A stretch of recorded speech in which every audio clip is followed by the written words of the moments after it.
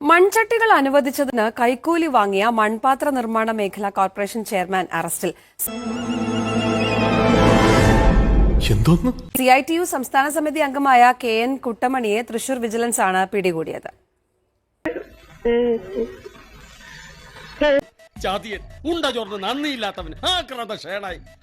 മലപ്പുറം വളാഞ്ചേരി നഗരസഭയിൽ വിതരണം ചെയ്യാൻ 3642 ചെടിച്ചട്ടികൾ അനുവദിച്ചിരുന്നു. ഇവിടെ ഞങ്ങൾ കട്ടുമുടിക്കും, എന്നിട്ട് ഈ കൊച്ചു കൊട്ടാരം കുളം തോണ്ടും. മൺചട്ടികൾ നിർമ്മിച്ച സംരംഭകന്റെ പക്കൽ നിന്ന് 25,000 രൂപയാണ് മൺപാത്ര നിർമ്മാണ വിപണനക്ഷേമ വികസന കോർപ്പറേഷൻ ചെയർമാൻ KN കുട്ടമണി ആവശ്യപ്പെട്ടത്. നമ്മുടെയൊക്കെ മൂക്കിന്റെ താഴെ പോക്കിട്ട് കണ്ടില്ലേ, ഇവനൊക്കെ ഇവിടെ വെച്ചോണ്ടിരിക്കാൻ പാടില്ല.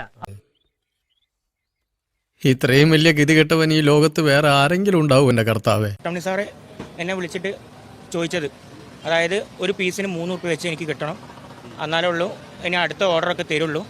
എന്നെ കൊണ്ട് ഈ നാട്ടുകാർക്ക് ദ്രോഹം അല്ലാതെ എന്തെങ്കിലും ഗുണം ഉണ്ടായിട്ടുണ്ടോ? നാണം കെടുത്തല്ലേ നായിന്റെ മോനെ. ഇതെന്തായാലും തരണം. 25,000 ആദ്യം പറഞ്ഞേ, പിന്നെ 20,000 പറഞ്ഞു. 72-കാരനായ കുട്ടമണി CITUവിന്റെ നേതാവ് കൂടിയാണ്.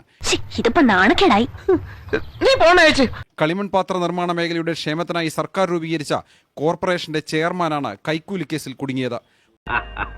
ഇനി പറയൂ, ഈ സിംഗപ്പൂർ ആൻഡപ്പനെ കിടത്തിവെട്ടാൻ മാത്രം ബുദ്ധിശക്തിയുള്ള ഏതെങ്കിലും ഒരു കള്ളൻ ഈ ഭൂമുഖത്ത് ജീവിച്ചിരിപ്പുണ്ടോ? ഉണ്ട്, ഒരാളുണ്ട്. ആര്? കായിക്കര കൊച്ചാപ്പു. അതാരാ?